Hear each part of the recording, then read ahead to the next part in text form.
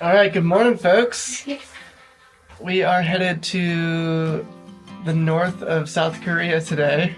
Just get a nice little history tour of what happened, the aftermath of the Korean War, and what's going on, hopes of the future. We took a day trip from Seoul to the DMZ to learn more about Korean history and also hear from a North Korean defector.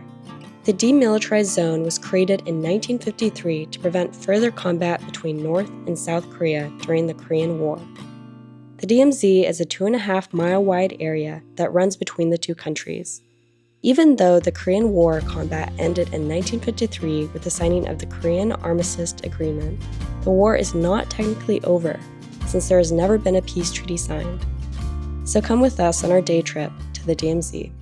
It's a Seoul Marathon today. It's really exciting. As a former marathoner, I would love to be here and see people run, but we're going to the DMZ instead. Marathoners!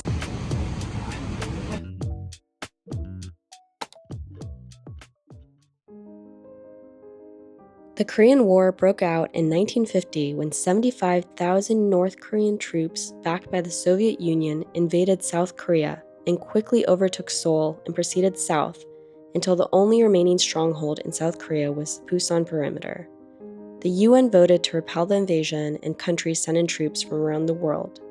The UN was able to retake South Korea and actually fought into North Korea towards the Yalu River, which is the border with China. China entered the war and forced the UN troops to retreat. Finally, on July 27, 1953, combat stopped with the signing of the Korean Armistice Agreement, and the DMZ was created. The Korean War left around 3 million people dead and divided many families. Imjingak Park was created in 1972 for families separated by the war, to provide history on the Korean War and to symbolize the ongoing efforts for peace. This park has monuments and statues dedicated to the Korean War, and oddly enough, also has a small amusement park.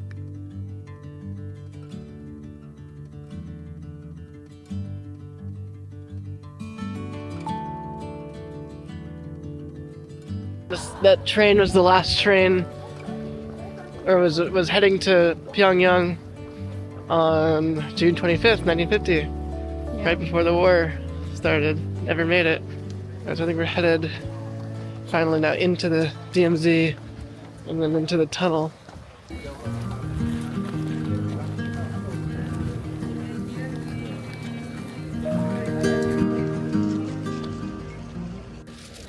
Alright, we just watched a nice little video on DMZ. Yeah. And the animals are able to run freely and migrate. But there's a lot of landmines, he was saying, that are here.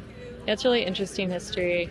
But yeah, we're here at the DMZ, and yeah, just learning about the tunnels that were built by the North Korean side. They tried to build them to infiltrate South Korea again. Third tunnel.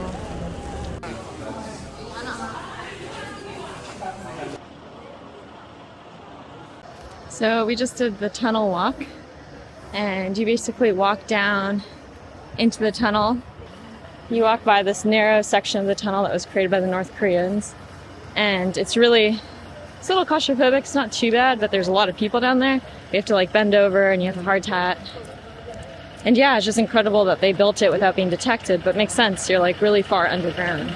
So We also visited the Dora Observatory, which opened to the public in 1987.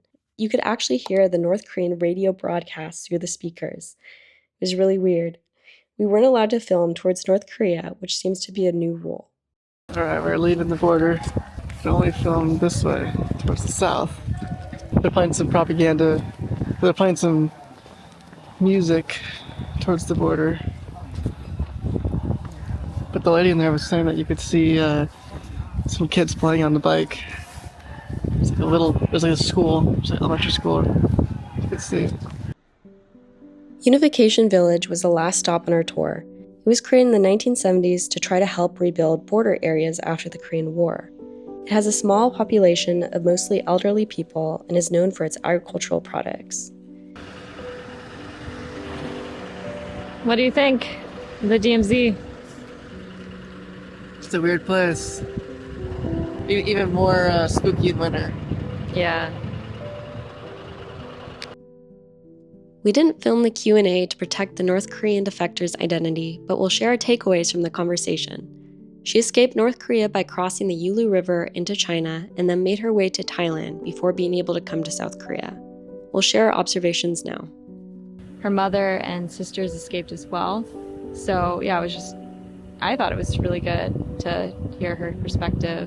Yeah, I thought one thing she said was interesting about North Korea. Because of the really hard times, people were closer together. Like, people knew each other's neighbors, there's a stronger sense of community, and people were, because it was such hard times, forced to really be engaged with one another.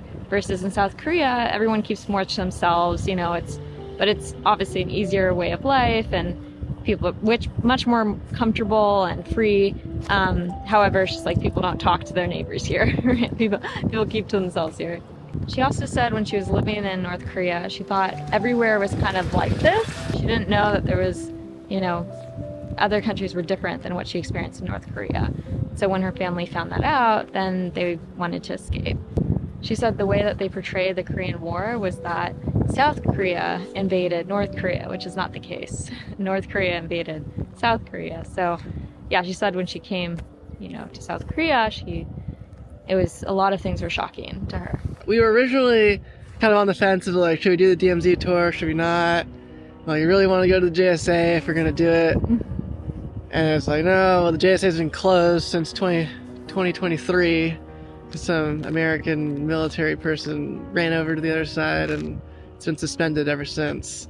Such a monumental historical place in the world. Just felt like, well, I don't know when we're ever going to come back here. We might never be able to go back to North Korea. Who knows? Yeah, I mean, it's like one of the touristy things that you can't do on your own. You gotta be escorted through the military checkpoint.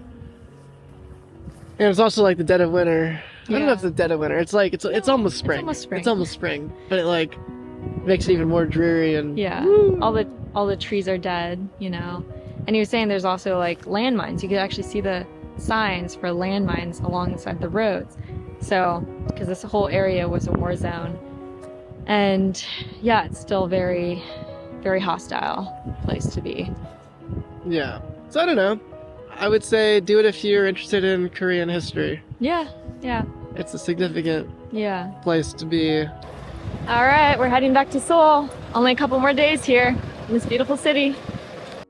If you liked this video, then subscribe for upcoming travel videos on Korea.